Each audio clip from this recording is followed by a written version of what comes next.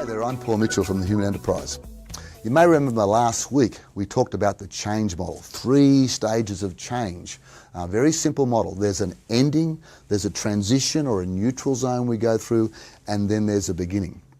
And what I suggested is that managers often rush into that beginning and don't give enough kudos, don't actually recognise some of the feelings in the transition or the neutral zone. And the more we recognise those feelings, guess what? The quicker we'll get people moving to our new way of being. So today what I'd like to do is to outline 4 of those feelings that William Bridges talks about. I wonder if you can identify with them or you've seen those feelings in other people. So we're in that neutral zone, we're in that transition zone. How do we handle it? Well, one way we do that is to disengage. So these are the 4 disses. Disengage. We really don't like the new model. We don't hang around. We're not at work after hours. We're not going for drinks of a Friday evening. We often call this quit and stay. Or I saw the title of a great book the other day, I Quit. I just forgot to tell you.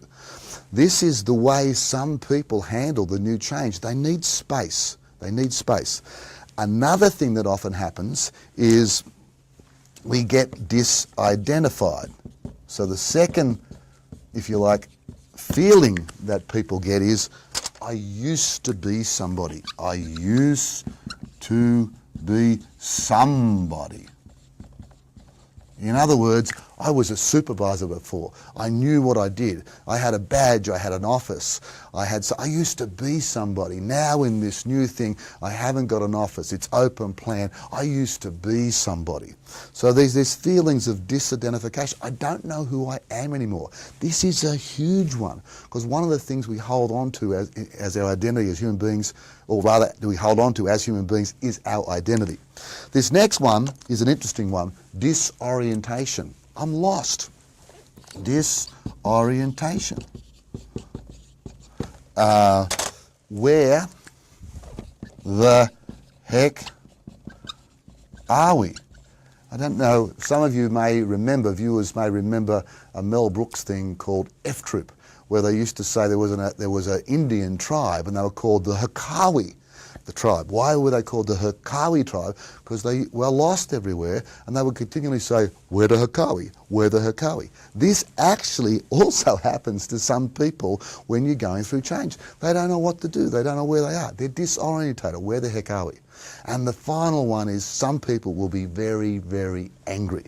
They will be very, very disenchanted. Oops. And the feeling or the words they'll be saying is, ain't it awful? This is not just bad, it's terrible. This will never work. They shouldn't have done this to us. This is terrible. So what's the point of all this? What we're suggesting is that rather than try to push those emotions down and deny those emotions, as a leader, if you are out in front, acknowledge these emotions, work with them. And the more you acknowledge them and work with them, the quicker you'll get to beginnings. Disengagement, confront it. Let people know, hey, you seem to be disengaged. Disidentification, explore where they were before or what they had before and how you can take it into the new world. Disorientation, plan with them the next step. Let them know exactly what's happening. And disenchantment, give them a voice. You know, what I call legitimize the bitch rather than trying to push it down or squash it down. And if you do those 4 things, if you acknowledge the ending, the transition, and the beginning, that's the first thing, the change model, and the 4 other things, acknowledging this disengagement, disidentification, disorientation, and disenchantment, you will find that the change process goes a lot easier, not just from a logical level, but from a heart level. You'll engage people to go from endings to beginnings. I'm Paul Mitchell from the Human Enterprise. Be true to you.